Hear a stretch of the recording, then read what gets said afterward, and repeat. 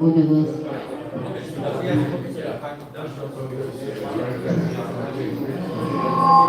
Hola.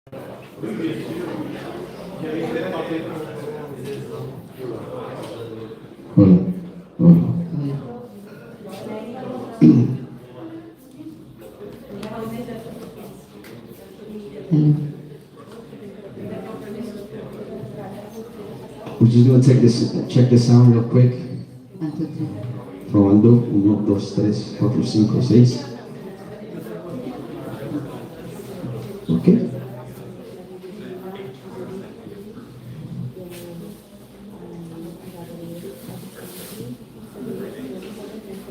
Bueno, es un placer tenerlos aquí con nosotros. It's a pleasure to have you guys here with us. We're here with Bridget Bermonti, who is the host of the event, and she's going to do. Scarlett, don't be shy. We are extremely honored to be hosting this event.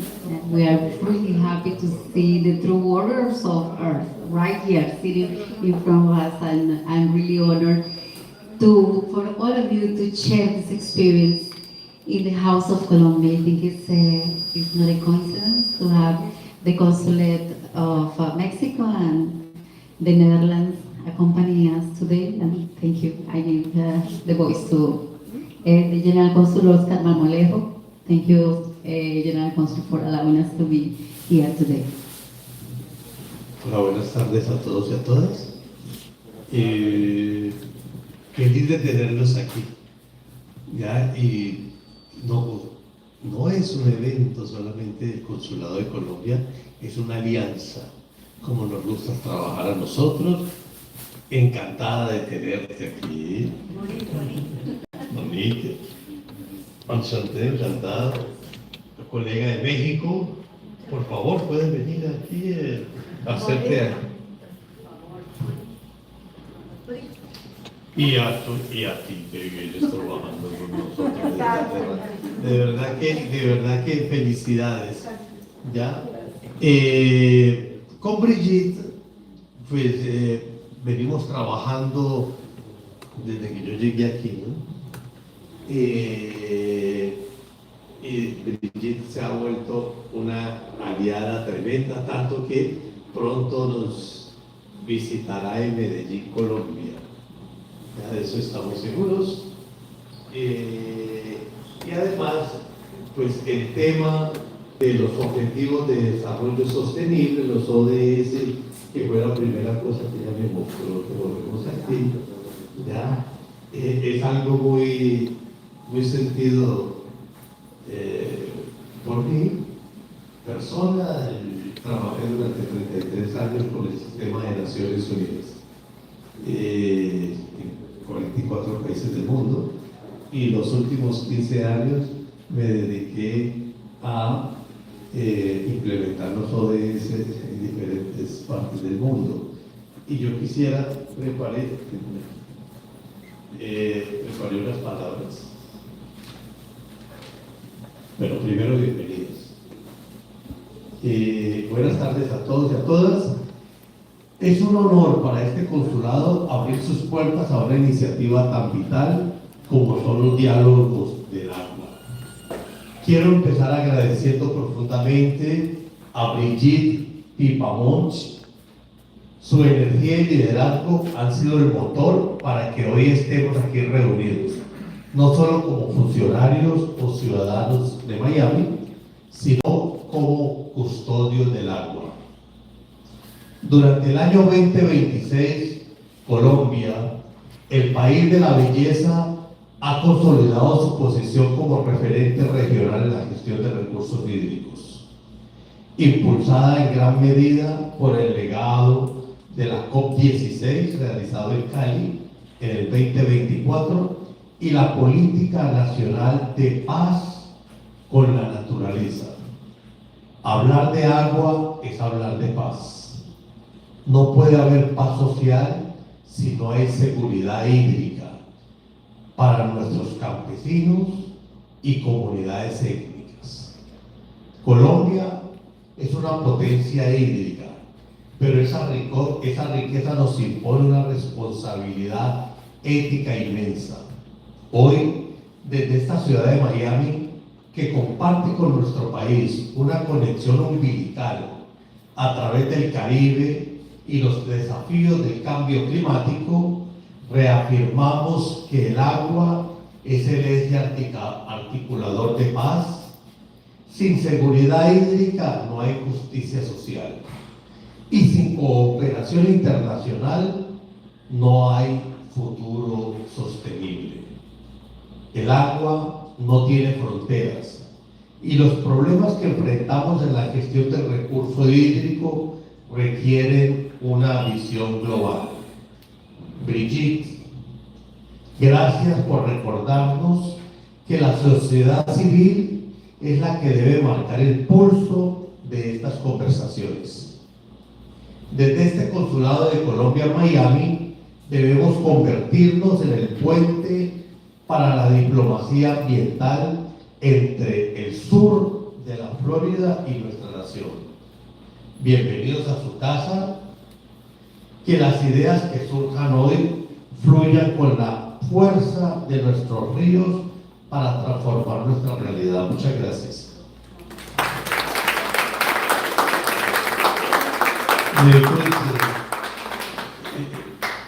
Et vu que j'ai fait la transition au français, pas du tout. Je vais m'asseoir à ton côté, je vais te donner ce que je viens d'écrire et après on va discuter.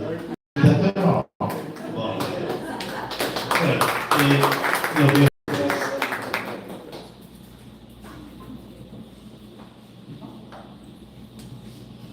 Bueno, ¿qué tal el francés y el español? Vamos también a hablar inglés, porque también estamos en esta gran nación y bueno, qué lindo que hay tres países tan maravillosos conectados con el amor por el planeta de Netherlands. A big example. I really admire what you're doing and how you're supporting and reforming society around Mother. I know about your institute, many years working hard and supporting Latin American nations with your program. I really asked Scarlett, please bring her over. And I know you're making an extraordinary time in your journey to be here today. So please, if you want to talk to our audience about your program and everything that you're doing as a cooperation for Latin America, Scarlett. Yes, let me introduce Monique. Monique is the Economic Policy Officer for the Consulate of the Kingdom of the Netherlands in Miami. I asked her just a couple of weeks ago when I ran into you while the King and Queen of the Netherlands were here in Miami, and I said, we need you so that you can come to the Consulate of Colombia and talk about the great leadership of the Dutch managing water, whether it's coastal resilience, whether it's water management. I'd love for you to share with the group how you're advancing this global goals. Thank you. Thank you very much. I'm so sorry I don't speak Spanish, so I will continue in English. Did you put the slides on the thing or not? Okay. If you want to have a seat or whatever you want That's, yeah, to whatever it make is. you comfortable moment. Flyers for later, so. Yeah, my name is Monique Benema. I work at the Consulate General of the Kingdom of the Netherlands, and I'm very glad here to be today here to talk about water management and how we do it in the Netherlands. Actually, so first a little bit about my country, the Netherlands. It's a very, very small country. It's 1/3 of Florida, so it's really small. And there are a few facts. So we live with more than 18 million people in that small country. Although we're a small country, we're the 3rd largest investor here in the US. We brag about that a lot. And we have the largest agricultural exporter after the US globally. And an important part, we are part of the kingdom. So we have the Netherlands, we have Aruba, Curaçao, and Sint Maarten, and it's all part of the kingdom of the Netherlands. But now about water. I'm very honored to be here, and I think I read something about the SOS Water, and I would like to know more about that later, but I think we have a very similar program, and it would be nice to exchange notes on that. I need my reading. Okay, why water management matters in the Netherlands, and I will talk about that. I will talk about the Dutch approach, and how we moved from protection to adaptation. And I would like to talk about water as a leverage, the water and why. That's the program which is very, or not similar, but has some, is similar to the SOS Water. And I would like to discuss a little bit what we do here with some Dutch business offerings on flood resiliency solutions. So why does water management matter? The Netherlands has almost 800 years of experience with water, and a large part of our country is below sea level, and so without the flood defenses in place, much of our country would be underwater, so all the blue parts would be underwater. And in fact, 70% of our GDP is earned in an area which is below sea level. And so for us, water management is not an option, it's existential, it's a must. And here you can see, so it's a little bit a part of how it was in the 1600s. So it was islands with a lot of water, and then you can see how we made land and we developed into a country, and it's very similar to Florida actually. And after the big flood, we had a huge flood in 1953 where thousands of people died. And after that, we thought that this should not happen again. And we built the so-called Delta Works. And so you can see, so this is a part of the Netherlands where a lot of rivers end up into the ocean. And here's where we built a lot of different walls to make sure that the water stays out of our country. And that's called the Delta Works. And that was a huge project. And so what is then the Dutch, so this is an example of one of those kind of barriers which are in the water, and we have multiple of those. What is the Dutch approach? So the Dutch approach is also referred to as the integrated water management approach. And it's based on 3 layers, and that's, in those layers you have to see them together. So the first layer is the prevention layer, is that where we build a lot of big dikes, dams, and storm surge barriers, and that was what we did in the past a lot to keep out the water. And then the second layer is more focused on reducing flood impact. So it has to do with spatial zoning and land use planning. And it's a different it's a different approach. And then the third layer, one of the 3 safety layers, the third layer is the emergency response layer.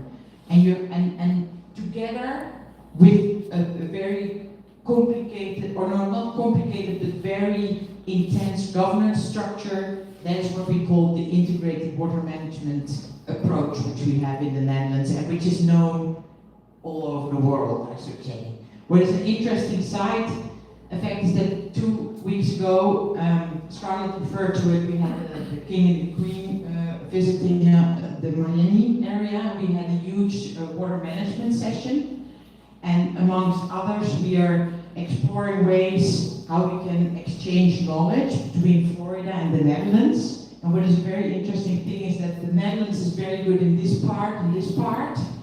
And we realize we have to improve this part, because also in the Netherlands, prevention and keeping out the water is not going to happen anymore. In the future, we have to deal with a lot of flooding, rainfall, increasing sea levels, and that's where the emergency response comes in, and that's where the Dutch government acknowledges that they have to learn a lot.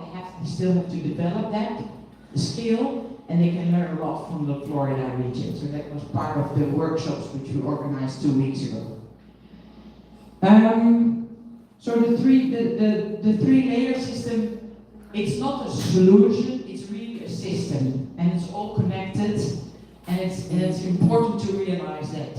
Which actually was new for me till a few months ago. I never realized that in the Netherlands the government took on a kind of obligation, and so it's written in the law how they have to protect their citizens against flooding. And so areas in the Netherlands are like, in this particular area, they have to protect the citizens in that area. So in the risk area is that 1 in 10,000 years there will be flooding. And so depending on where the economic hotspots are and where the people live, the risk levels are different, but this is a kind of obligation that our government took on them, and that's how they implement the whole water management system in the Netherlands. When I just started here, a year ago, actually here working in Miami, I got a lot of questions like, oh, that's nice, you have all this in place, but what are the costs involved? And so yeah, that's the, so actually, no, that's actually, so apparently I didn't know till a year ago, but so it's 1% of our GDP we spend per year on water management to make us safe. So yeah, so system. What else?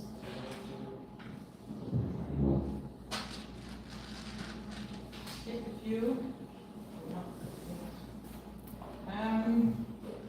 Actually, and also what was also interesting is that, so I talked about these different layers. So the first one was preventing water to come in, and then the second layer was about adapting, to take into account zoning, etc. And that's relatively new. So we are shifting from protection to adaptation, where in the beginning we thought we could really fight against the water, so we protect ourselves with walls.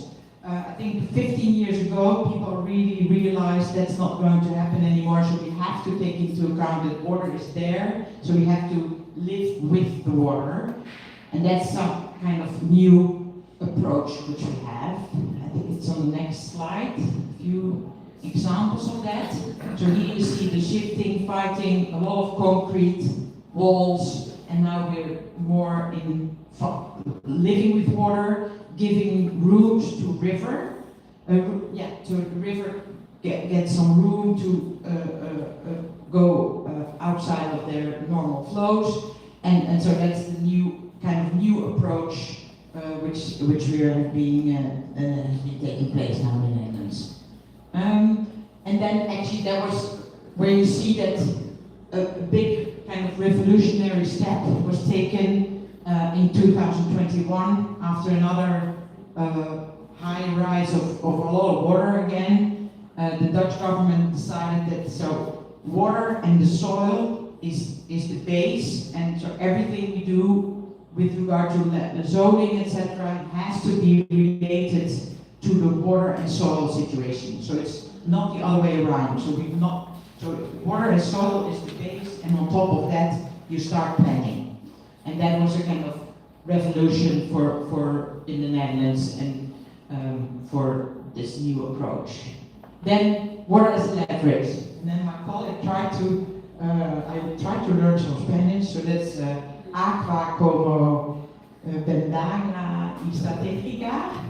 I think that's the Spanish translation. It's a program which was developed by my government related, I think it was one of the big water conferences in the UN, I think 10 or 15 years ago.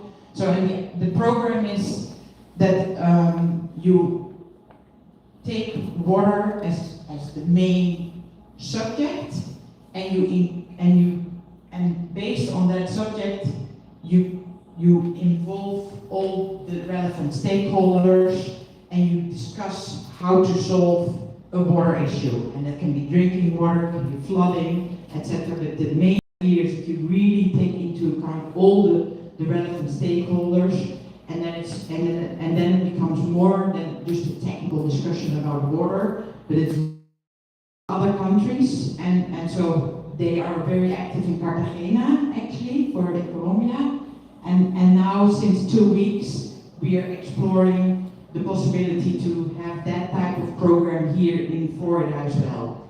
And so Dutch water experts will come here and then exchange views and participating in workshops and to try to see how you can link water, or can really implement water in the broadest sense of the word. So, and that's actually the program. And then last but not least, and I have some flyers here with me. Also 2 weeks ago, we had a a delegation of Dutch providers of flood solution, flood resiliency solution providers, not only products, but also services, knowledge institutes. The Technical University in Delft is also involved, and so there's a group of companies who have an integrated approach, and they would like, and they started 2 weeks ago to see whether or not how they can create partnerships here in Florida to improve flood resiliency in the Florida region. And there are a few very cool products among them, but I think I've got enough, and so take this flyer later, and that's it. Thank you very much.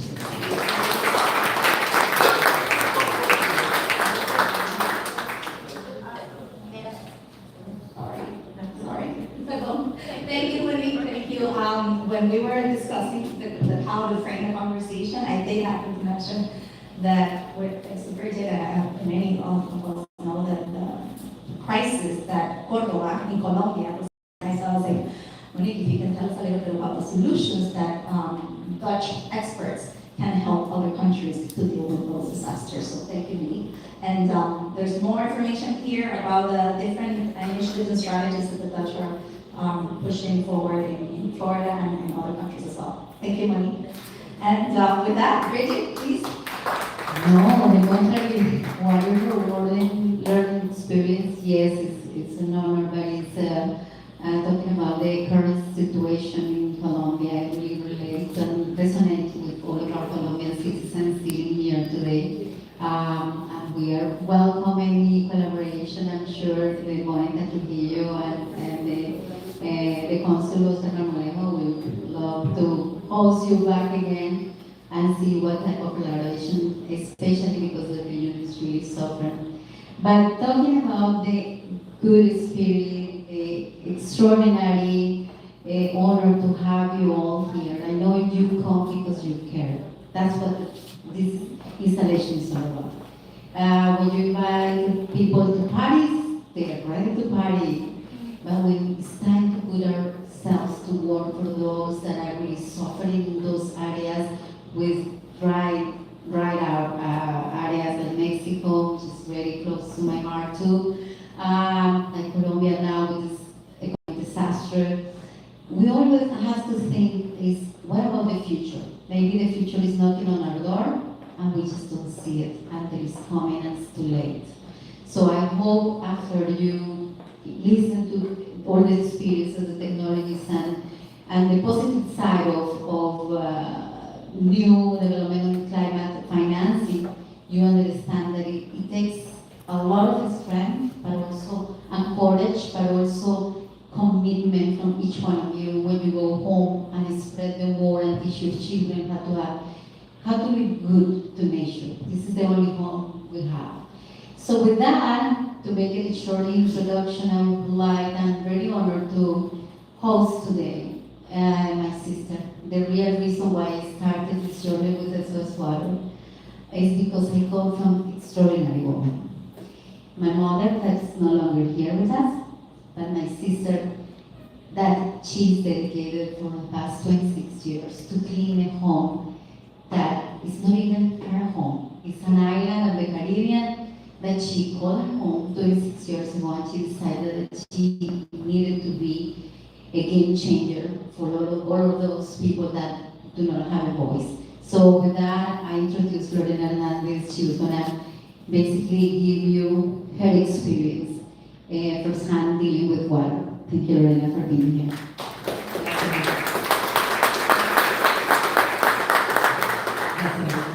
Muy buenas tardes. Gracias, honorable cónsul, por su invitación. Un saludo a todos y a lo hago de manera general para que iniciemos rápido la presentación. Ustedes, como ven, a ver si me ayudan acá, sigamos. Soy Lorena Hernández de Fundación SOS Water, directora para el LATAM en el Caribe.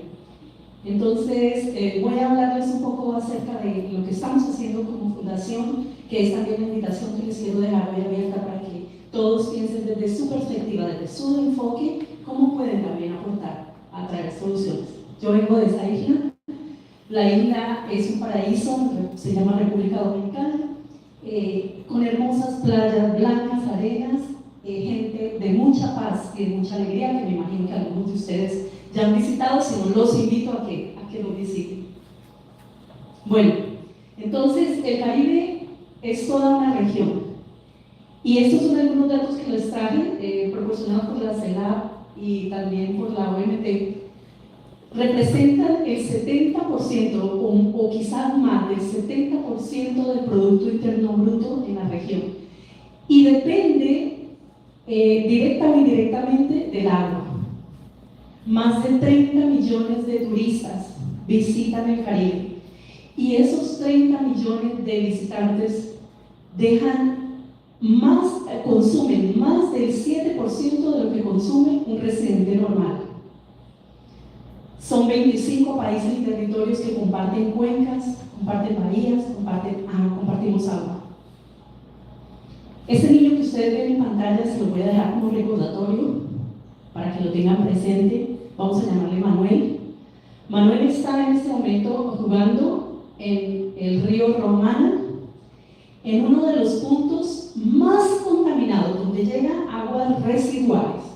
Les puedo decir que a través de algunas evaluaciones, ustedes lo van a ver más adelante, que tomamos en el lugar impactado por coliformes fecales, entre otros materiales. O sea, que ustedes ya saben. El 1% del agua, o menos del 1%, está mundialmente disponible para los seres humanos, y de esa el 50% ya está contaminada. ¿Y qué hablar del aire? Más del 90% de la población mundial hoy respira aire contaminado. Bueno, desde SOS Water, este es nuestro impacto, este es nuestro trabajo, el trabajo de investigación a través de monitoreo, a través de evaluaciones. La educación, muy importante para nosotros, sobre todo llegar a la ciudadanía a crear conciencia respecto de los temas de medio ambiente. Y la incidencia, tratamos de hacer diálogo con gobierno, con líderes locales, porque entendemos que esa también es nuestra tarea. El agua del Caribe se defiende de cuatro maneras. Se defiende con turismo sostenible, modelos hoteleros y comunitarios que cuiden la fuente, se mide, se impacta con responsabilidad ciudadana, más conciencia respecto de a dónde van a parar los vertidos, a dónde van a parar la basura, principalmente el plástico, que es nuestra mayor preocupación. Geopolítica del agua, cumplir y exigir los acuerdos internacionales. Nuestras naciones son consignatarias de la mayoría de acuerdos internacionales, pero ¿hasta dónde de verdad estamos cumpliendo con esos acuerdos? Y tecnología para medir. Hoy tenemos cantidad de tecnologías, cantidad de esfuerzos, de proyectos que se han hecho para cuidar y proteger las fuentes hídricas, pero necesitamos desarrollarlas, ponerlas en práctica que esas mediciones sean más abiertas para que todo el mundo las conozca. Y ahora les voy a mostrar más adelante cómo a través de la tecnología podemos hacerlo. El agua se cuida en el grifo, en la playa y en el bote. Una cultura de agua para el Caribe del siglo XXI. Esa es la responsabilidad ciudadana. Esto que ustedes ven en imágenes es el río Romano. Un río hermosísimo que desemboca obviamente sobre el mar Caribe. Y esta es la manera en la que nosotros pudimos evidenciar y estamos rastreando constantemente cómo las basuras de la comunidad van a parar directamente hacia la fuente hídrica, van a parar directamente hacia la zona de mangle, como ustedes observan acá, atrás.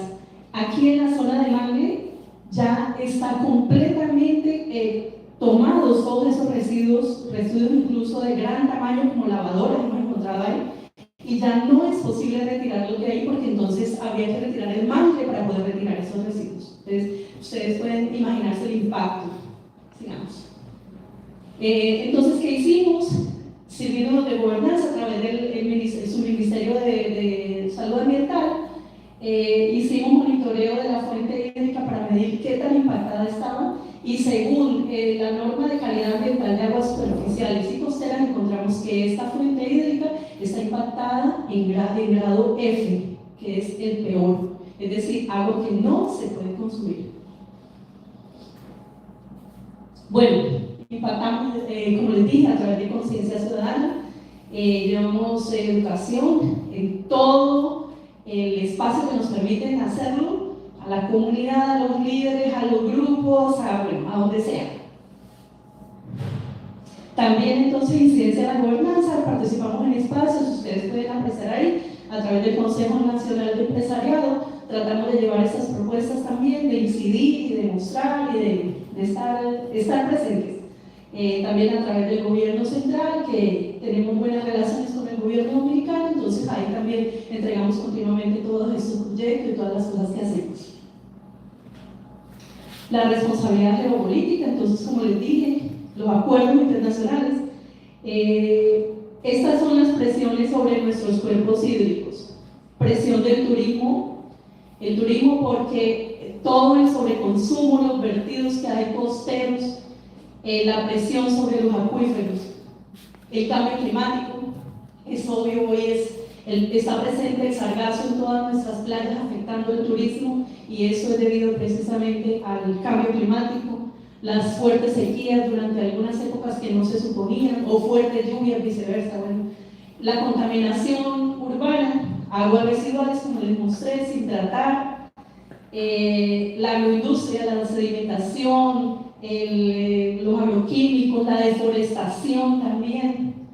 Luego la gobernanza débil, datos muy dispersos y muy frágil o muy fragmentados los pactos legales, los marcos legales.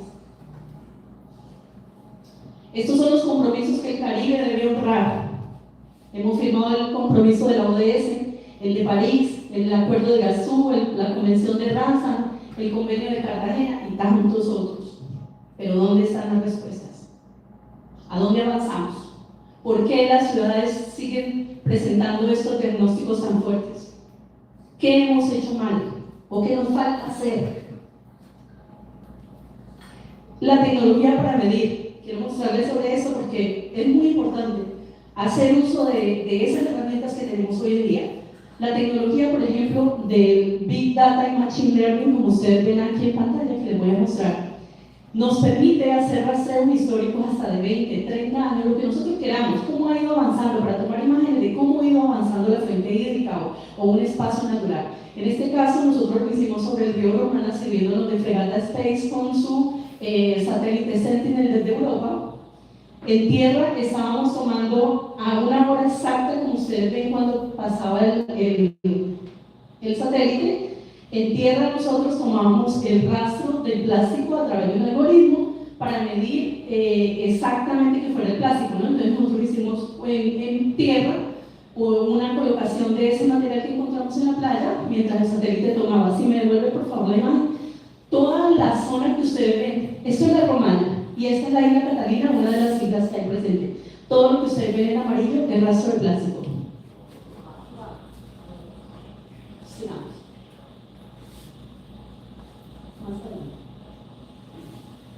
Y ese es el básico que encontramos en tierra. Entonces, cuando hablamos de gobernanza, también hablamos de la responsabilidad empresarial. Todas esas marcas corresponden a una empresa.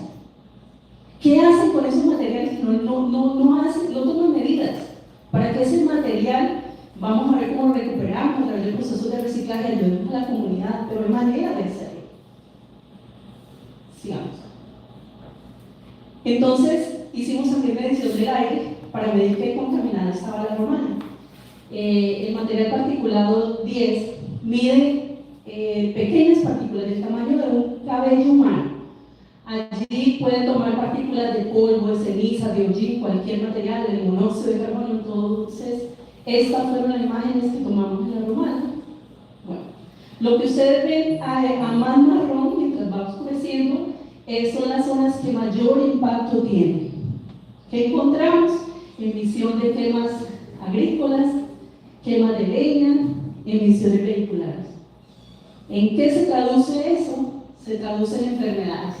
Genera problemas respiratorios como fibrosis hepática, cáncer de pulmón, cáncer de hígado, infartos, problemas óseos y reducción de la visibilidad, entre otros temas muy comunes hoy, ¿no?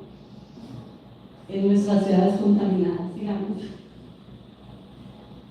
Esta es la agenda compartida por el Caribe, la agenda que debemos manejar o tratar los gobiernos, impulsar datos abiertos de agua en marcos regionales y cumplimiento del gasto. El sector turístico, una auditoría anual y que tengan metas verificables para reducir ese consumo, ese impacto del agua. Desde la academia, monitoreo conjunto, formación de tecnologías del agua, hoy muy importante en Latinoamérica, impulsar ese uso de esas tecnologías en los chicos que van formándose. Y la ciudadanía hacer más conciencia, más vigilancia, más presencia también, para empujar que los gobiernos cumplan. El Caribe puede ser la primera región del mundo que defienda su agua como defiende su mar. Muchísimas gracias.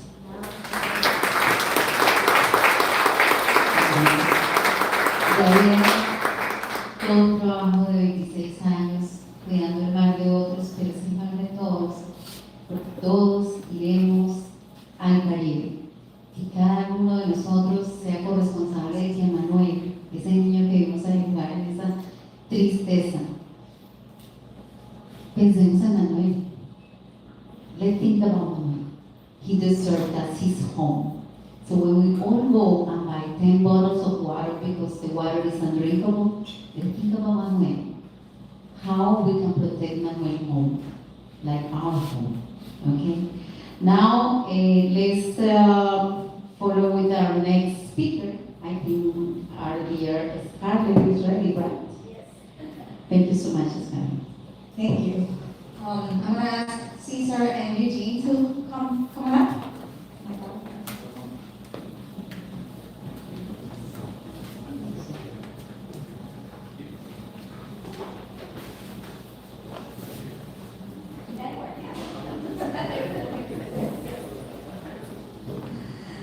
So thank you everyone for being here. My name is Scarlett Nassas. I'm the founder and CEO of Accountable Impact. It's a nonprofit organization that focuses on accelerating the United Nations Sustainable Development Goals.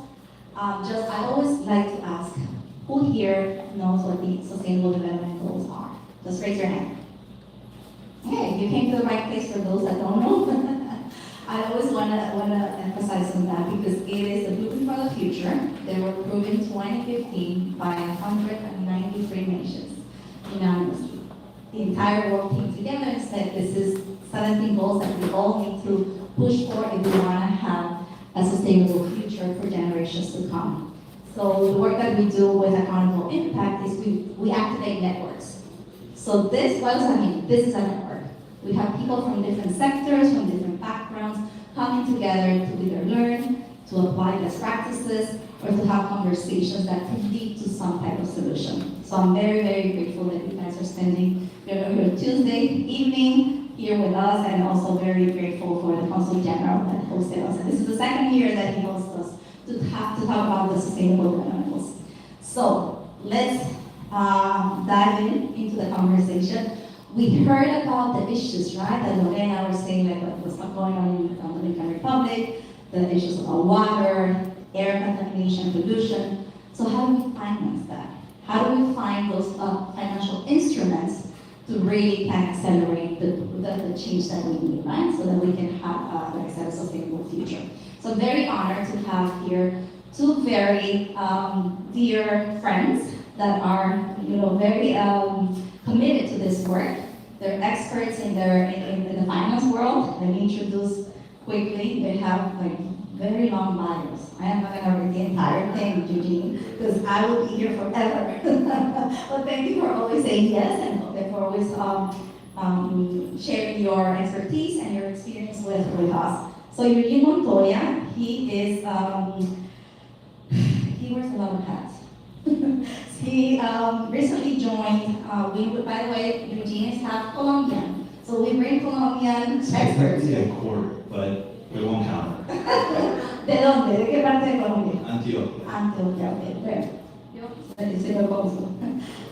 He recently joined Winwood Ventures, a new venture capital fund based in Miami, as the venture partner lead for sustainable investment, where he's bringing his 17+ years in sustainable finance expertise to evaluating early stage catalytic opportunities that will protect and enhance asset and revenue performance in a changing climate. Additionally, Eugene owns and operates Salmon Natural Capital, a boutique climate risk and sustainable finance advisory, working with public and private sector clients on accelerating the profitability of their investments within mitigation, adaptation, and resilience verticals.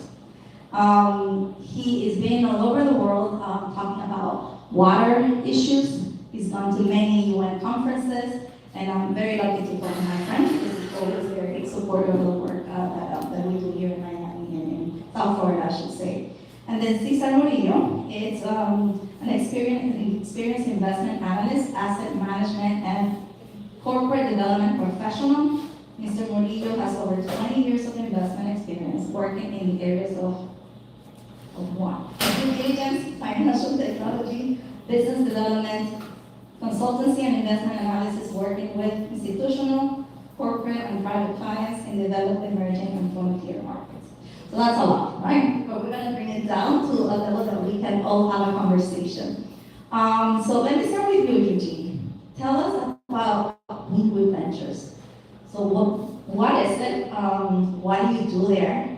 And how Winwood Ventures relate to the conversation of sustainable investments? So please tell us Sure. how Well, that works. thank you so much. And yeah, it's wonderful to be here at the consulate. Having Colombian heritage is very important to my family, and it's wonderful to give back to the community on knowledge about sustainable investments. So Winwood Ventures is a new venture fund. Many of you have probably heard of Winwood, the part of town in Miami that's totally gone under a radical transformation. It's owned by the Golden family, the family that built Soho in New York. Also is the same family that has been really instrumental in making Winwood one of the most dynamic places in all of Miami. And this new fund they've created is focused on early stage startups. So we're looking at new companies, new businesses, entrepreneurs, early stage, pre-revenue, looking at the next big thing that's going to make living in cities sustainable and resilient. So my job there as a venture partner is to assess the investments that come to us and figure out, do they make sense financially? Can I layer in environment and climate? Can I look at all the data in one screen and make a decision to bring it into the fund and help support them with equity capital so that they can build a company and scale over time? Thank you. So what about you, Cesar? What is emerging global investments? What does it do? How does it relate to the conversation towards a sustainable development world and water and agriculture? What do you do? First, I want to mention I'm sitting here actually for a number of reasons. One, Eugene's father, many years ago when I was working with a Dutch bank, ING, I was covering Merrill Lynch, and Eugene's dad was there, and that's one of my first clients here in Miami, and brought me here. I was so surprised many years later to find myself sitting next to him, along with my good friend Scarlett. So Emerging Global Investments is a registered investment advisory firm. focus on looking for emerging opportunities, and one of those areas happens to be in the area of investing in companies that probably rank higher in terms of being aligned with the SDGs. We're not specifically looking to be an SDG investor or an ESG investor per se, but we're looking for companies that are at the forefront of innovation and problem solving. And when we look at the issues related to the environment, climate change, et cetera, we're not looking at it just from a moral perspective. We're looking at it from a bottom line perspective. These are companies that are making money by taking advantage of solving this problem. And one of the major disjoints that we found is that, in areas such as Florida, where, you're not supposed to discuss some of these issues, there are companies here actually working to solve the problems. And a lot of those companies happen to be Dutch, they happen to be Japanese, and they happen to be working in this area and countries like Colombia as well. So our companies focus in these areas, but it's not our specific focus. It's not why we invest, but it's how we invest. Okay, good. So one of the things I was just listening a week ago, Prime Minister of Barbados, Prime Minister Motley, was talking about sustainable development goals, that how we have a deadline to meet them by 2030. We're not going to meet them in 2019. The UN was already saying we're not going to meet them by 2030. Then COVID hit in 2020. Not only we're not going to meet them, but the progress that we had achieved with the Millennium Development Goals, which came before, was reversed, right? So I'm saying this to say that Prime Minister Motley said that these goals existed even before we had them. That, for those that don't know, the Global South countries have Plan de Desarrollo Nacional, so a national development plan. These are things that are embedded in policy, right? In investment, in legislation. So my question for you, Eugene, is why we have this conversation in the consulate, because they represent the government of Colombia and the government of Venice. So the policy part is very important in the investments, right? What conversations and issues and solutions you've seen in the water area and the different conferences that have gone to the UN Water Conference? What are other countries talking about, and how can we learn from them to adapt and have those solutions here in Miami and in other countries as well? Yeah, it's a big question. So I think to take a step back, what is the water cycle, right? We all know what water is. We're mostly made of it. So is our planet. Thinking about, opening a faucet and fresh water comes out, that water has been all over the planet more than we ever could. It takes 9 days between the ocean and the atmosphere to exchange water and temperature. So water is sort of this thing that's very innate to everything. It's something that is constantly moving. It's always trying to go back to the ocean. All the water we drink, all the waste, it all moves because the earth is rotating. So if you think about it, water is something that we haven't really been able to put an investment on because we're scared. It's so essential that to say that it costs money, or to say that it needs to be invested in individually, it's a challenge. It's a challenge we've experienced. But there's two groups of people on this earth who are working on the water in a serious way. And a lot of it has come because of these little baby North Stars behind me that have helped people understand that we can do something together, and that's human cooperation. But the group at the top is the world of the consuls and the ambassadors, the ministers, the secretaries. These are the people who create the policy environments that create bonds between countries to understand how to intervene and to create enablement so that business can grow, communities can benefit from fresh water, that everyone can really understand the value, the reliance they have on water. Because again, the earth is not losing water, it's simply moving to places we can't control. And it's also becoming more challenging in places where it's leaving because of climate change, human-induced climate change. So at the top level, that's what the sovereigns are meeting. I was just at the World Bank spring meetings 2 weeks ago. That water was the theme of the entire conference. All the ministers of all the countries are saying we have to work on trans-border water cooperation, because the water doesn't belong to one country, it's constantly in motion. It's just like energy, it is energy. Now, the people who are on the ground, that's the other group. So you got the tippy top, you've got the countries, the multilaterals, all of the policy. Then you've got the markets and technology, which is really the people who are living with water, whether they're collecting it for food, for drinking water, for energy water. It's the nexus with everything that we have: heating, cooling, charging. Everything we do depends on water. So the people who are creating companies, the startups I'm talking about, they're figuring out how to harness the water, how to collect it, how to send it places where it can be used safely, it can be continued to be cleaned, it can fight things like the marine debris, the plastic pollution, the runoff. And those people are trying to innovate. They're trying to build projects that can attract investment so that they can actually either deal with one or two problems. The first problem being human activity is damaging the water. And that we have to stop it and reverse it. And it's not that easy because our whole global economy depends on consumption.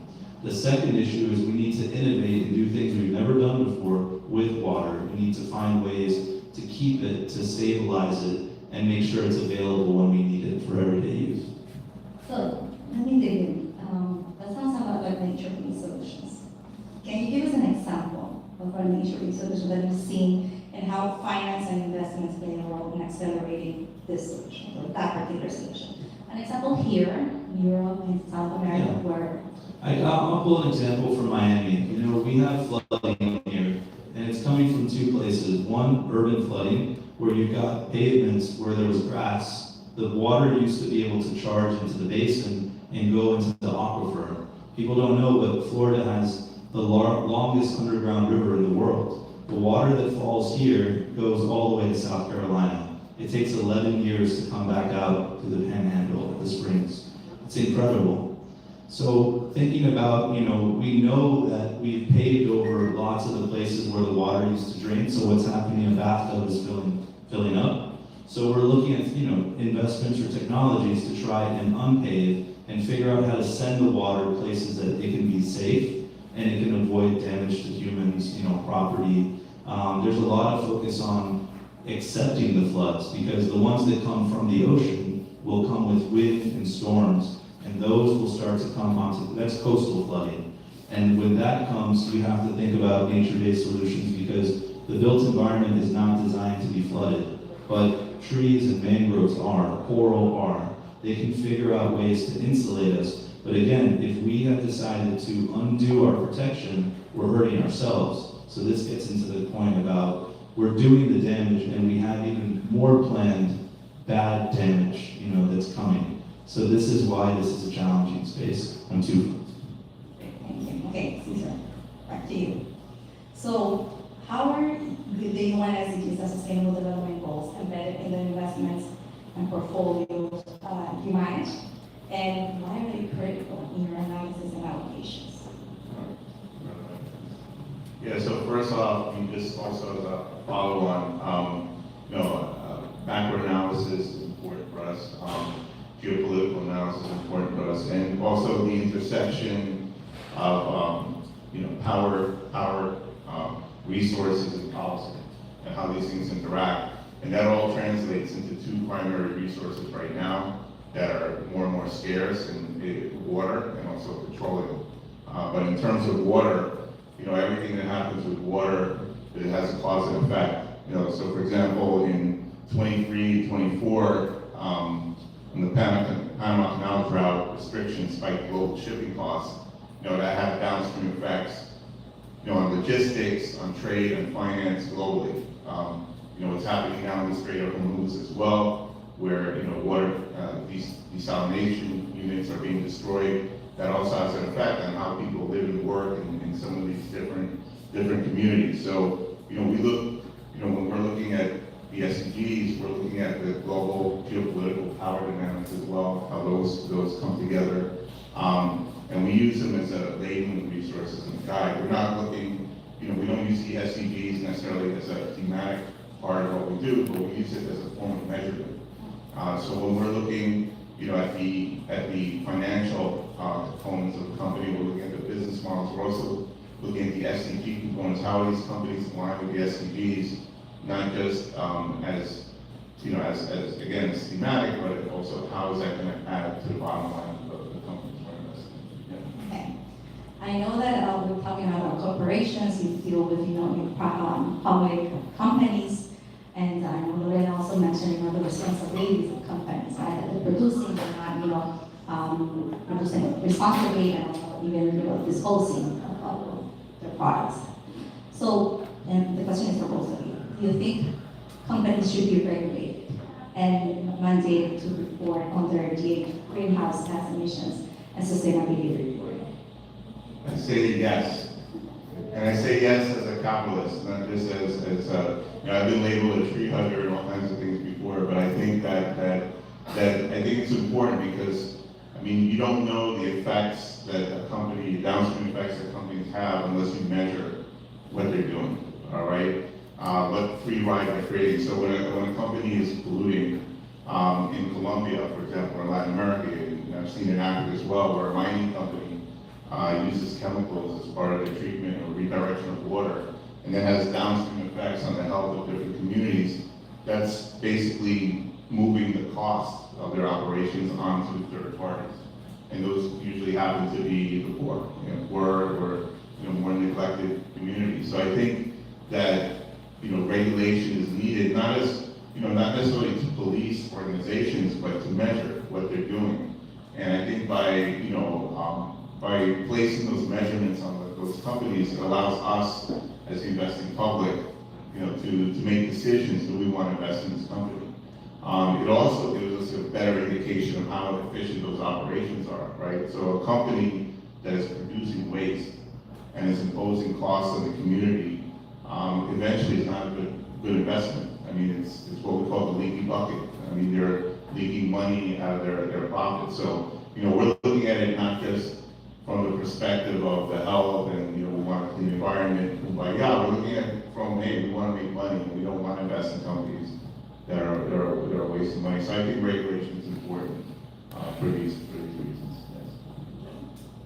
As someone who actually used to have to fill these reports out for Wells Fargo, I did the CDP reports, I wrote the first TCFD report. If you don't force these big companies to do this, they won't. They won't do it for themselves. So you need to force them. Unfortunately, that's the human condition of where we are in the economy. But the data in the reports is not, ready. It's on its own transition path. It's gonna get better, but it has to start. It can't get better without an evolution of requirements. So I think people need to understand that while it's important to disclose, what companies are doing with nature, with natural capital, carbon, water, land use, minerals, they also need to realize that this is a very imprecise science.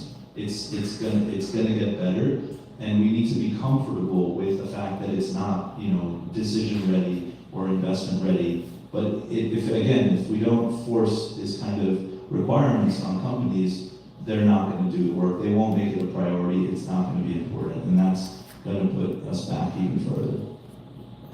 Yeah, I just want to add on to that.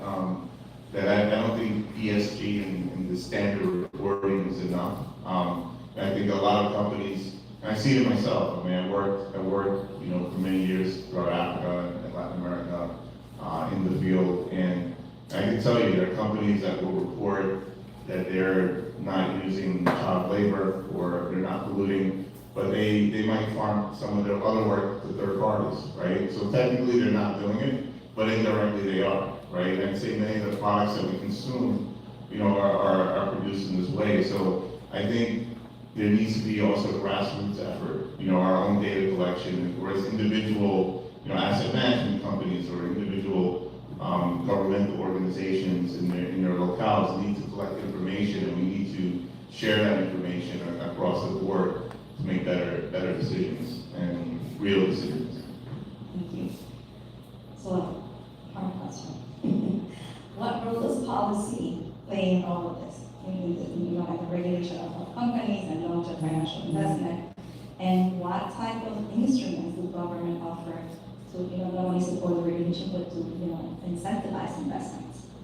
So the older I've gotten, I have to be honest, and I've been working in climate finance since 2009, which is kind of hard to believe to say that it's still early days, but it is still early days. And the reason for that is because governments are the driver of business. as you start to understand, big companies, the Facebooks, the Apples, the Fangs, or the Magnificent Seven, whatever they're called now, they are very, very heavily influenced by political administrations.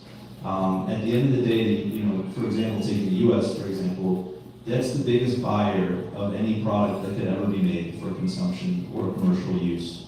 And so they set the tone for the entire rest of the market.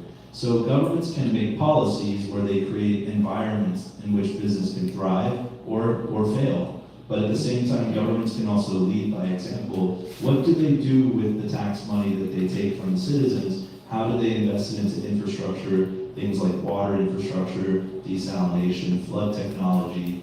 How do they start to help companies get out of the cage where they can start to break even and make profits so that they can build new jobs and again, repeat the economic activity? Because all the governments want to do beyond, unfortunately getting elected is have taxes in the future. When economic activity dies, there is no more government. So it's in their interest to be pushing not just on policy, but also on action. But in terms of enablement, we've had great legislations that have helped us. I mean, Richard Nixon actually created the EPA. It's kind of incredible, the Clean Air Act, the Clean Water Act. If you look back at the Ozone Treaty, it was the time that the world governments decided that was enough with the hydrofluorocarbons, and we solved the ozone issue. And the Antarctica Treaty is the only other example we really have of global cooperation on something that we care about. So it has a lot of influence, and it needs to continue. But because of what's happened now, the politicization of places like the United States, everything has moved abroad. Things have moved internationally, and in the U.S., the private capital is the one that's moving the dial now. People who don't respond to shareholders, they don't respond to regulators, they don't respond to senators. They have their money, their assets, their interests, and they're going to go and do what they know is the right thing because they're trying to survive as well. And so it has gotten to a really neck and neck position, and it's a very challenging time. And just to follow on, policy, it's like the operating system for all this, right? And policy maybe shouldn't dictate every detail, but it should at least set the tone and direction. And in some cases, bold initiatives are also important. So for example, in Colombia, President Petro's commitment to halt new fossil fuel contracts, right?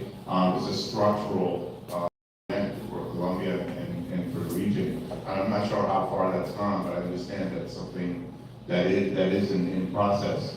And that's something that is indicative for the energy future. And I think, we need to see that in other places as well. In Brazil, the privatization of Electrobras, right? You're stripping out some of the inefficient, aspects of that organization and bringing in the private sector, right, and private capital, into Brazil. So I think that's very, very important. In terms of how, our firm invests, Eugene is more in the private market space, right? I'm more in the public market space. We're working with individual investors, and it's probably even less efficient and less transparent. There are a lot of, as you mentioned, there are a lot of ETFs or funds out there that will claim that they're ESG, right? They'll say, we're 50%, 50% of our portfolio is investing into renewable energy and solar panels, but they're not then looking at, okay, where are these being manufactured, right? In some cases, the products are being manufactured with slave labor in China or elsewhere. So, we have to do a lot of digging, into these products and services, and I think there's a lot more, transition away.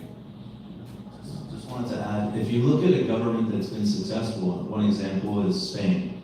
Over 50% of Spanish electricity comes from renewables now. That's massive. And that's been so influential in Spain and the international system that they were the only country in the EU to say we need to continue with the carbon tax. And everyone else said, no, look at the Iran war, look at the fossil inflation. We can't afford our bills, there's going to be problems with heating and cooling. We have to take a pause on the environment. And Spain said, no, we are not. We look at how we're using renewable technology to insulate us from geopolitical risk. So that's a great example. The US is also, by the way, over 30%. And this president is sitting on the greenest electrons we've ever made. And that's because it takes decades to build, to invest, to build, to utilize. It's all a long process. A process is longer than all of these elected leaders. So that's the way to think about some of this investment. It's not really political or policy driven, it's a longer term strategy that's evolving and happening. So there's examples of good things that are happening, and I think people should realize that it's because someone had vision and wasn't afraid. And Spain is a great example. There's many others. I think Portugal at one point hit 100% renewables for a couple of minutes. But the fact that they can even charge the whole country with renewable energy that's carbon free is absolutely remarkable. Uruguay is leading that effort in South America, right? We often think it's only in Europe, but it's right here. So a few things, right? To your point, it's not a coincidence, but or it is a coincidence that we're in the Council of Colombia, we have the representation of the Council of the Netherlands, but as we're speaking, in Santa Marta, Colombia, they are negotiating on the first summit on the non-proliferation of fossil fuels. And the two countries that are leading that effort is Colombia and the Netherlands. So that is a big win for the environment, right? So there is some accountability measures there and there action that taking place. Another thing that I wanted to mention is for the regulation, reporting standards, so the EU is now mandating that companies, right, the CSRD, to do that, right? And for those, the US is very behind on this. We're very behind. They're 9 years ahead of us, the European, the EU. But the companies that want to do business with European countries or companies here in the US are going to have to somehow report on that. It's not that you're not going to be able to have business there. And then to your point about the taxes, I love that you said that, because I've always said when I started talking about accountability, how the SEC could be a framework to really drive systemic change. It's I dream about the day when sustainability reporting is mandated the same way that we file taxes. Because if we can file taxes every year, we can definitely demand that companies do the same thing. So we're almost at time, but I want to make sure that I ask final questions to both of you. I always want to make sure that there's a way that the audience and individuals here, because we're talking about policy and government and corporations, but how at the individual level, how can we support or be part of this change? So I want to ask you, Sita, how can one individual play a role in investing or supporting any SEG investment? Well, there's a few ways, but I can say one of the best ways to cover, both the in terms of capital markets and in terms of charitable markets is something called a donor advised fund, which we're working on a project now to build out a structure where we're identifying charities that are actually doing the work. So the same way we look at making an investment into a company that we think will be profitable and productive, we're looking into analyzing also charitable organizations that are also filling gaps and doing so effectively and efficiently, and then aligning those charitable organizations to SDGs. And then we're lining that up in addition to that with investments. So you're investing money into companies that are focused on renewable energy, on clean water, or using the water appropriately, and using better industrial processes, etc. And then you're also then able to deploy those monies into charitable organizations that fill in other gaps that are not fulfilled in the private sector. So that's one way to do that, and we're working in partnership with Accountable Impact now to do that, and not only for the rich, but for anyone of any size. So that's one way to do this. And the second way is to work, with an investment firm or use mutual funds or other products that you can be advised on that are investing in these areas, and to do so with good research and rigor to find places where your money is being deployed properly. Yeah. Great, thank you. And then for Eugene, you've seen it all, right? You've been all over the world, you've been in the banking and private sector investments. What would be your call to action for everyone here? It doesn't matter if they're representing a company, a bank, a government, what would be a call to action to Well, wrap this I up? sense what you want me to say might be that everyone has to start at home, right? So we're all consumers. We're all interested in having stable homes, food, energy, water, and in some cases we consume too much. A lot of people are thinking this next generation, even below the Gen Z, is starting to think about really long-term things like 100-year houses and owning just enough clothes that you like and not really spending money on things like fast fashion. I think a lot of those social trends are really going to come alive now. People are going to want more quality. They're going to want to be more connected to the artisanry behind what we were making. We went into a really dark place of mass production, hyper-consumerism. And if we took the waste, the money, and the materials that we used to do all of that and put it into things like these companies that Caesar's identifying the public markets, or I'm identifying the private markets, we could really dramatically improve the livelihood of everyone. Because these are shared resources. The air, the water, the ocean, they belong to everyone, and they're not just ours, they're connected to a cycle that takes them across the world. So if you start with your altruism, and I'm not saying you have to go to extremes like flight shaming and no meat and things, you have to start somewhere, but you have to find your own path to living sustainably, whatever that means to you, and it'll translate to the rest of your life and maybe also to the way you invest.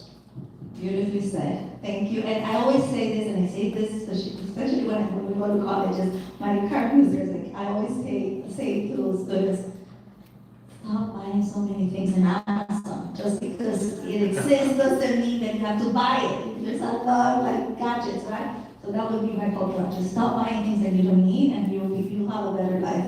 But I want to say thank you, and I want to also open it up for questions. Does anyone have any questions for our amazing panelists? And please say your name and organization. Thank you so much. What an inspiring panel. Thank you. I'm Krista Mariah, and I'm representing NERA, which is the New Earth Rainbow Alliance. It is a DAO that we just launched to connect an ecosystem of people who are thinking forward and innovating. And I have a current project in Lake Atitlan, Guatemala, and I'm curious about innovative technologies in cleansing the water.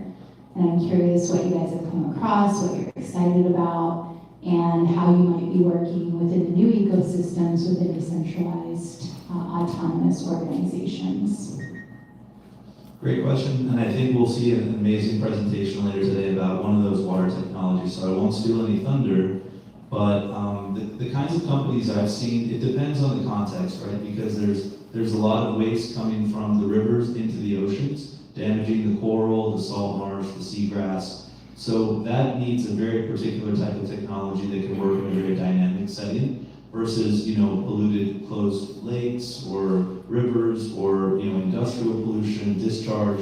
There's so many different kinds of contamination. So to start with, these are the problems that the scientists / inventors / founders / startup CEOs are working on. And some of their technologies are using, material science chemistry to activate a process that creates a benign mass that can be removed easily, or even finding ways, really remarkable ways to deal with microplastics and accelerate decompositions. It's actually unbelievable, but the ocean is actually learning how to digest human microplastics itself. It's actually saving itself without our help, with us hurting it.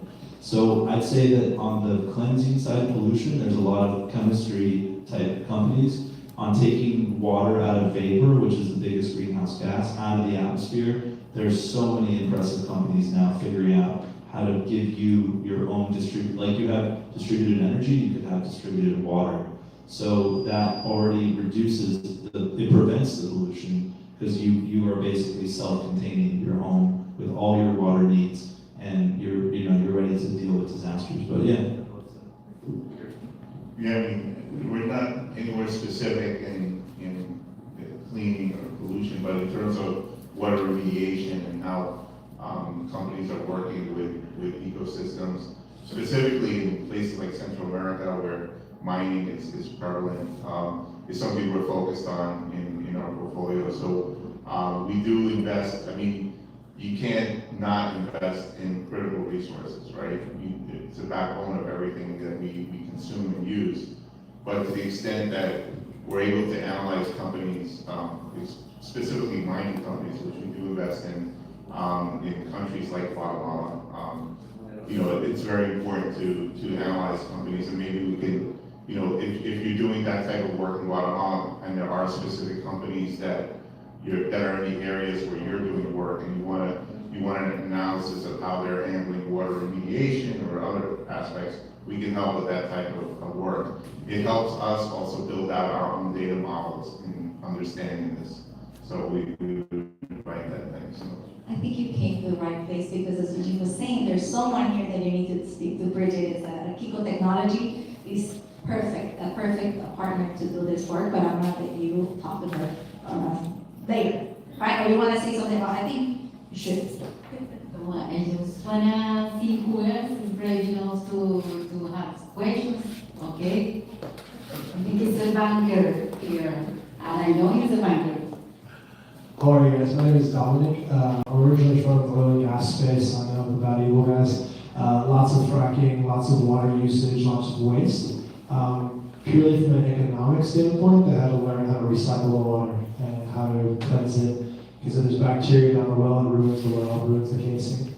As I've transitioned to more of a real estate and green energy, everything is incentivization. And as we scream and yell about how we should change the planet and change the world, it doesn't do a whole lot. So we have to take that energy and put it into things that actually move the dial. So what I'm interested in is talking to you guys later to learn more about you, but where have you guys seen family office money who's becoming more aware of it's more than us, it's the generations after, where do we put that money?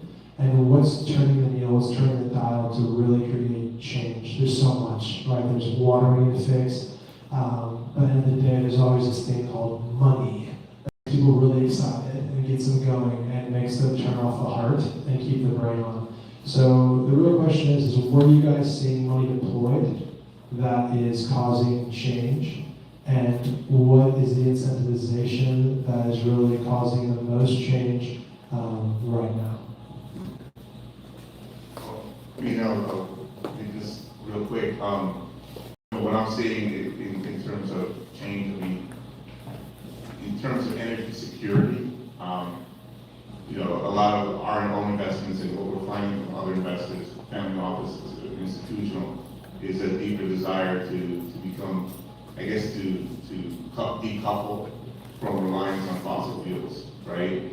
And what we're seeing now in Iran is the culmination of the unexpected but expected, right? At some point something had to give with fossil fuels, right? Do we know it's going to be the Iran situation? No, but we know that we're held hostage to fossil fuels, and to the extent that renewable energy and helps us to decouple and also helps in terms of security for nations, I think it's vitally important. And we've been investing a lot in some Japanese companies that have been focused in those areas. They've been focused also decoupling in the areas of defense, but also energy as well, and more specifically in the areas of nuclear and towards the future of nuclear fusion, right? And what I've seen in terms of investments into nuclear, a lot of dollars have been quietly going into nuclear fusion, right? And I think nuclear fusion is going to be a game changer. And when I think now, we're sort of at a culmination now where, the fossil fuel oligarchs know that that's coming. It's been 60 years in the making. I think we're almost there. And that's going to be a game changer for a lot of these countries that produce the fossil fuels. And anyone who's invested in this area, once it happens, if you're in the right company, you stand to make a lot of money. The other benefit I think is going to be that with nuclear fusion and also smaller nuclear reactors is that you can power a city or an area with a much smaller reactor in the future. So, we're going to be energy independent, hopefully in our lifetimes. I hope to see that, and it will be very profitable as well. And I'll just add, there's an organization that I represent. I'm the Miami Ambassador for Investors for Climate. It's a collective of 400 plus family offices around the world. Singapore, Geneva, Luxembourg, South America, everywhere. You know, they moved over 2 billion euros into investments. And the thing that the wealthy young people have is, A, they're inheriting the world's money. I mean, this is the biggest transfer of wealth we could ever have imagined. Money that was made in the stock market is going to the hands of very few, and those very few have a lot of time on their hands, they're young. So patience of capital is what is changing. So it's not that the companies they're investing in need to deliver returns in 1 to 3 years. They could take 5 to 10, and that's completely okay, as long as they solve one of these critical issues, such as indigenous rights, equality, contamination, food insecurity, water insecurity, energy insecurity. And so they're giving these companies the capital they need and the connections to build their businesses. And once those businesses launch, they can scale and go down the regular path of corporates and become mature companies that will eventually end up in a basket in the S&P. But for now, they're saying yes when everyone else says no. And why does everyone else say no? Because they're short-termists. They don't believe in a long-term vision of investments. But that is changing. I'm Dr. Renero, and I'm here representing my company. And one of the questions that I see many entrepreneurs trying to build the companies and improve the environment, which would be a blueprint for them to come to you guys as the investor, the different agency to help their idea or their company already to be fruitful and move forward in terms of the capital needed to scale up. There's, in Miami, I'm assuming, there's a lot of ecosystem players, like places like the Lab, which is also the Golden family from Wynwood Ventures. There's Monotech, there's Seaworthy Collective, if they have a sustainable blue economy focus. There's a lot of organizations that have been set up to help early stage startups with capital, with know-how, with experience, with mentoring. There's a lot of government support, even in the state of Florida, that's not called climate, but it ends up with climate startups. So this is the city of innovation. There's a lot of excitement around. And the reason is because that's a safer future.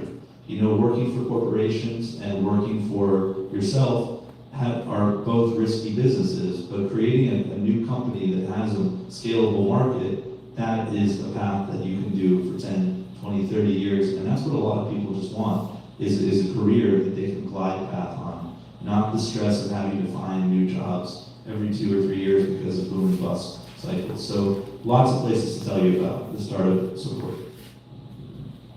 I don't have anything to add other than I'm an example of what he's talking about. I got tired of working for big companies and started my own. And once you get into the entrepreneurial world here, you start meeting others.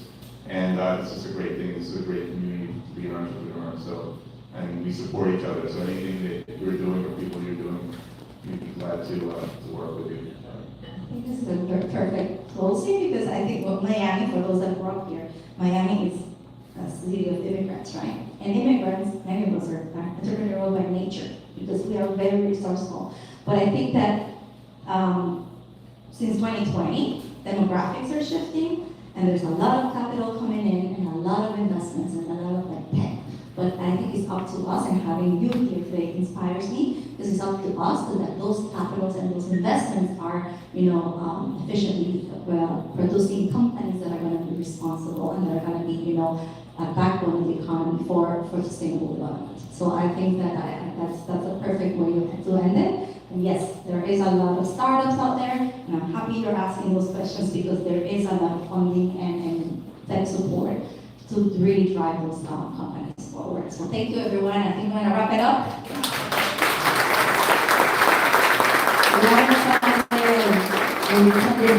Somebody take a picture of this amazing group of bankers and investors, and later on, please, everybody's gonna be called to join for the formal picture.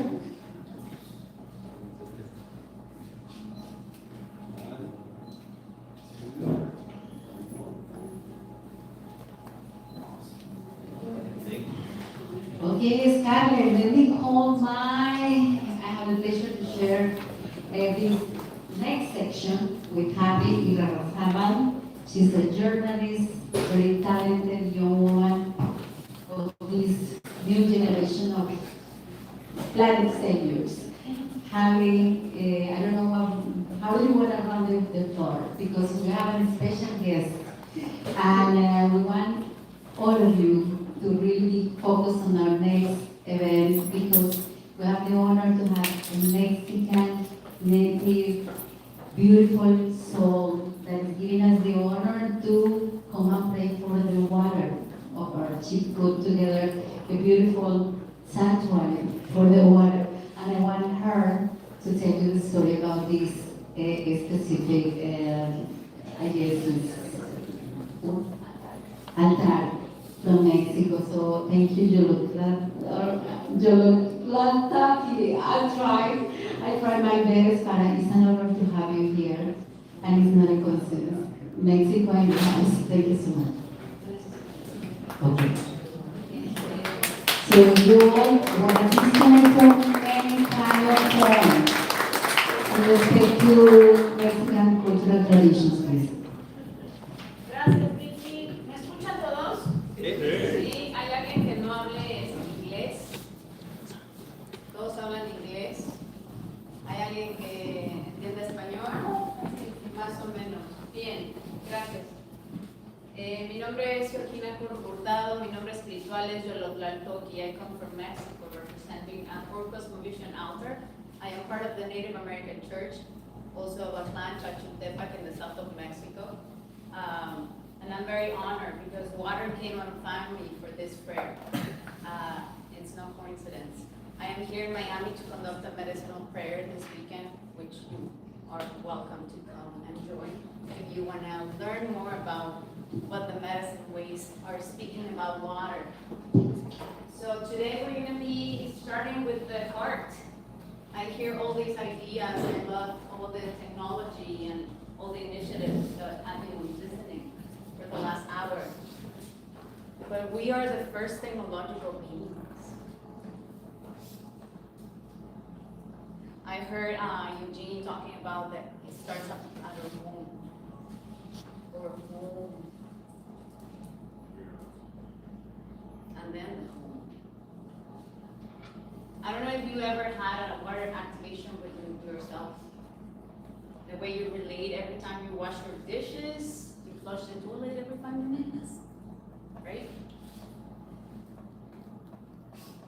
So the only way I believe we can activate these waterways is with the conscious mind. So today we're going to bring the consciousness, the mind, all these words I've been hearing closer to the heart. Yeah? So we're talking about water, but today I didn't have really a space where to put her. And look where she is. She's in the ground. And when we pray for the water, it's a very humble act.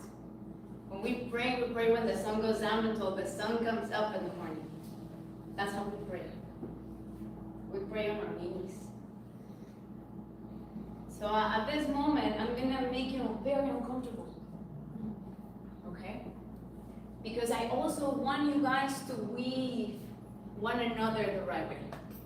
The way I believe we gotta weave each other. So we're gonna rise for the water. Yeah? Stand up. Thank you. Thank you. And if you feel really comfortable, again, I'm here to make you uncomfortable. I'm very good at doing this. This is my obsidian blade in me. So if you guys really want to weave each other, I'm going to ask you to figure out a way to make a circle right now. Around the room. Let's make a circle. Let's figure together out.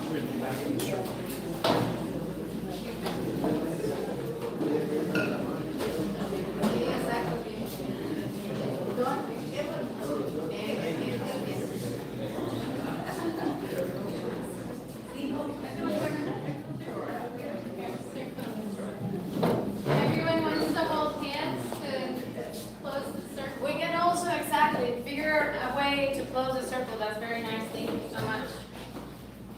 You see, that was very quick. Thank you. And I'm gonna encourage everyone in the room, everybody in the room, come into this prayer. Men can hold hands as well. I would like to yes. I will also invite, if there's any way to invite the people outside, please also invite them.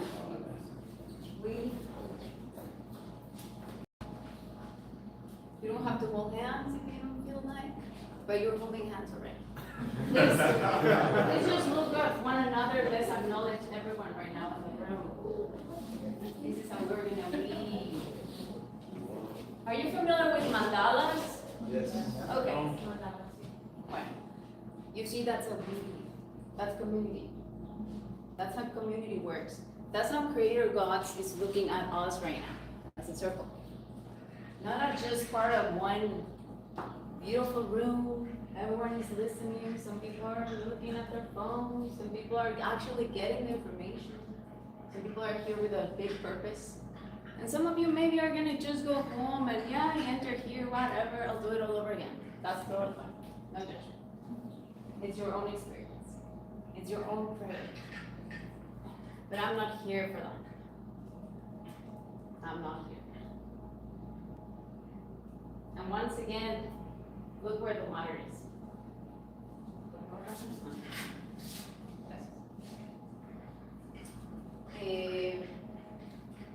So we have people from, who's from Argentina? Anybody from Argentina in the room? We're gonna pray for Patagonia and all the glaciers.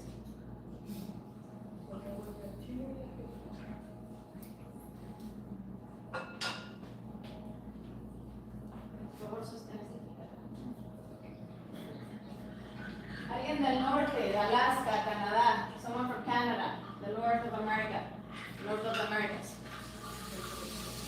¿Nadie? Alaska. Si quieres ahorita también lo vi, por favor, gracias por la meditación. Bueno, los Estados Unidos.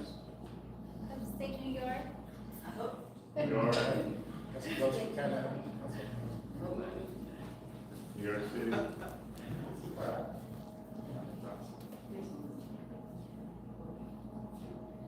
Alguien de Australia, Oceanía, Australia, Asia, Africa.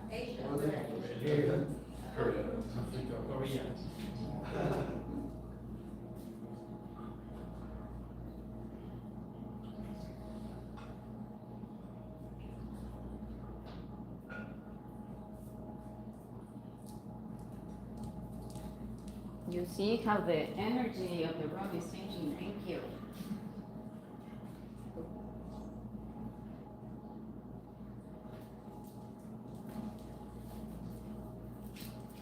I know I only have 10 minutes, but this is going to take a little more time, so thank you for your time.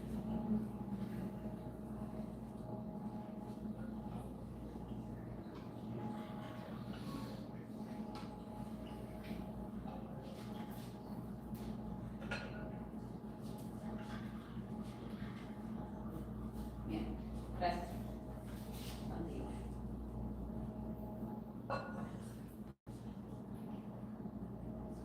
So I'm gonna light up our tobacco because we use the medicine of tobacco because this is an invisible way for Creator God to see our prayer tonight. Okay? That's why we utilize tobacco. We don't smoke tobacco, we pray with tobacco.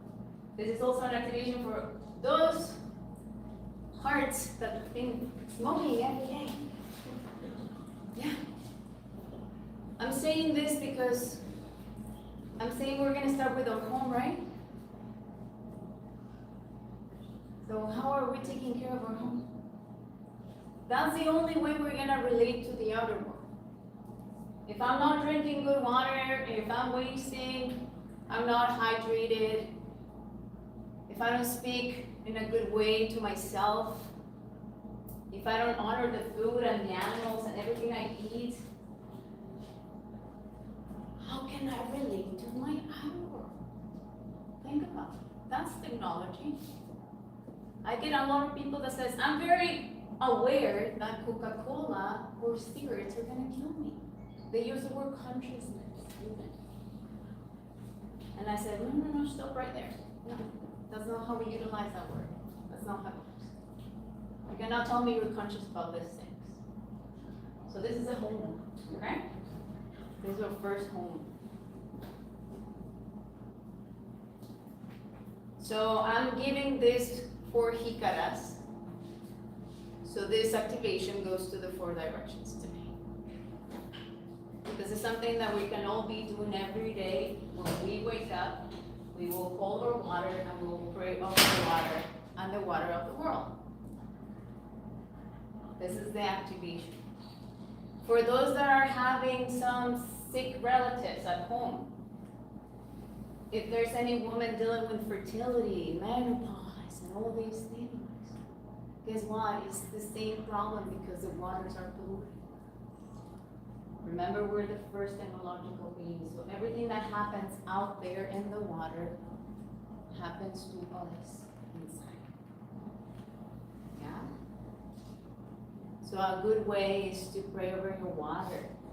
Man and woman, pray over your water every day. Pray for your nations. That's the way we are sending this prayer every day. And if you don't believe me, you're going to witness this right now. So if you have anybody at home that is not feeling well, this is a good time to send this water prayer. For the people that are holding this jicaras, please pray about your territories and all the waters, the indigenous people, all the guardians, all the mountains, all the rivers, 4 directions right now. All your relatives, all the new babies. Yeah? Each one of you. And acknowledge each one of you because I'm really hoping that after this activation, you're actually going to weave together and you're going to call each other and start something beautiful, whatever that is. Not only like, oh, that was amazing. Activate something beautiful. Be a good weaver. Activate your inner brujas or inner brujos. Everybody knows things. You don't need to go to college to figure this out. We are technological beings. Yeah? So yeah, please continue to acknowledge each other. Thank you. Thank you for your precious time at this moment.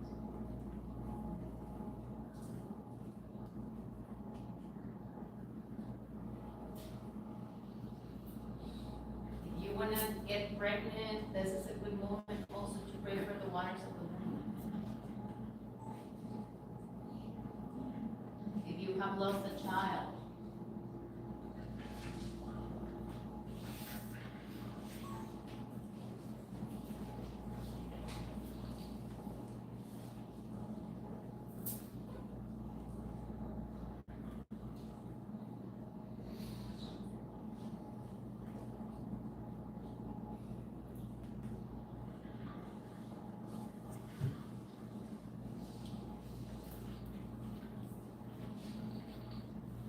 a who created God, grandmother, start grandmother, earth at this moment, thank you for our lives, freedom.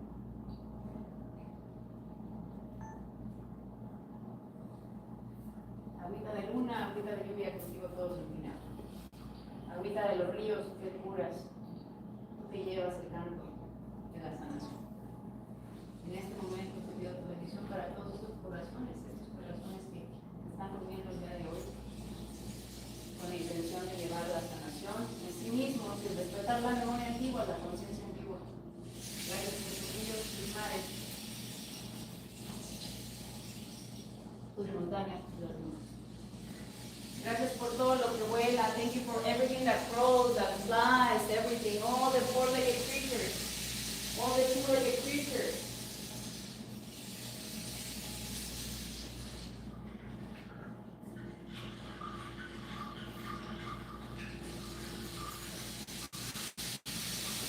Thank you for our minds, our hearts, our bodies at this moment. For our ancestors, our parents, our grandparents. Thank you for Mother Earth, Grandfather Sky, all the volcanoes, the mountains, around the world, everything that has life.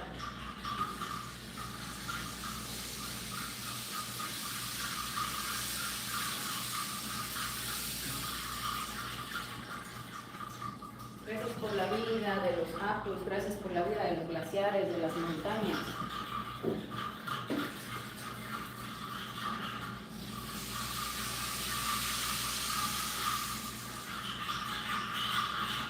Gracias por la medicina del desierto, por todos los niños en este momento.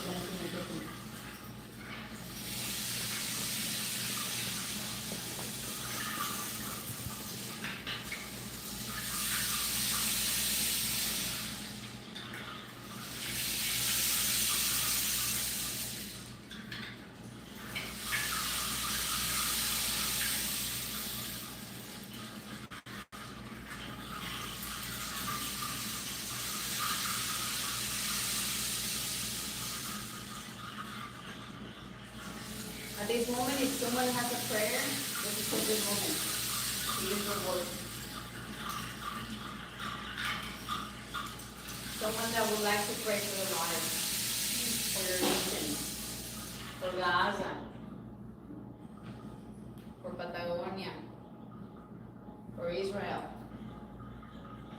for United States. Please let us help sustain the one that saved us and all of this time.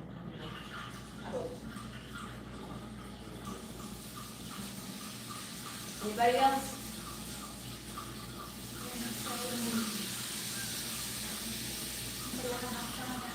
Amazonía.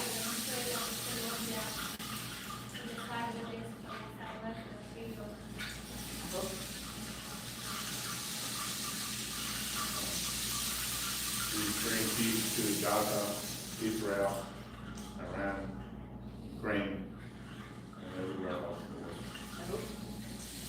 ¿Alguien más?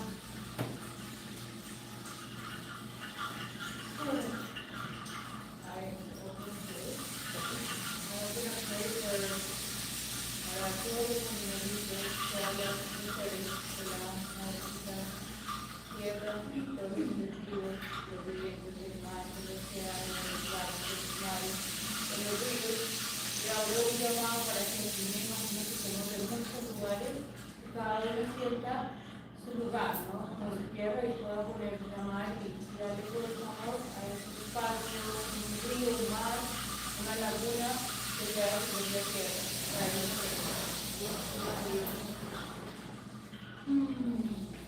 I pray all night. I pray for my brothers and sisters of the United States of America that we all wake up and remember we are water. Water is life. I pray for my star family all over the world that we remember our connections, we remember our time in this space, that we are here to remember and reconnect to our original roots, which is Anybody else? I love that already Ajo came from this part of the circle. Thank you for that. We use Ajo and the Lakota way to send out the prayer and multiply this for all of our relations. So it's just like that. Anybody else? The tobacco is still lit. Yes. I hope. I do want to pray for all the beings present in this moment to realize, like one of you mentioned before, we have only one amount of water on this planet that has been given us for years and years. We don't get any water from anywhere else. There is the same water that we recycle from the time over. And in a way, we are being 70% of water. We are a reincarnation of all those beings in the past that have died, and the water goes back to the earth, has been recycled. And we at this moment are in the time that we are destroying this precious element that is organized, and it's our duty to repay back to the earth and recondition and be at the level of purity that was many years ago. And for that, I commend all of you for having this meeting and hope that all these goals become a success. So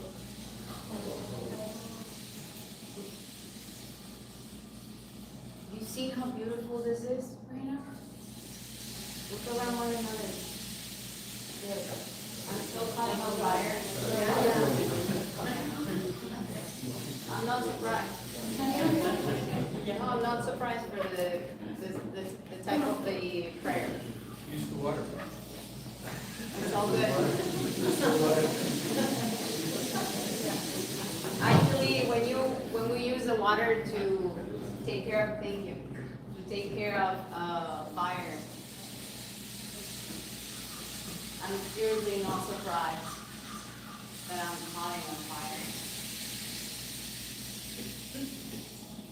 I'm a firekeeper. It's good. It's good. Anybody else? I just want to pray for all of us. For all of us, each of us, that stay here at this time.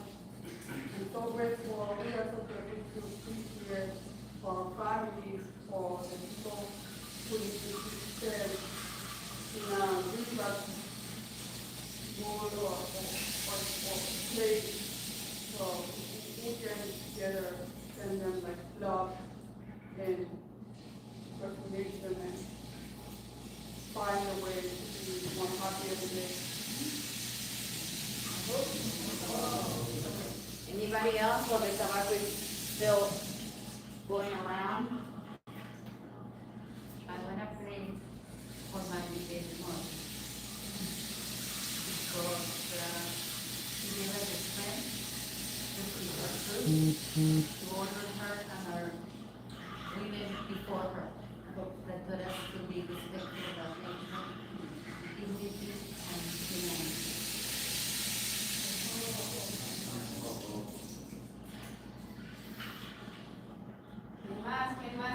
¿Quién más? I want to pray for humanity to stop thinking so much short term and start thinking long term and find important communities and important working together for altruistic pathways. Our purpose that helps humanity is very important. Pray for that.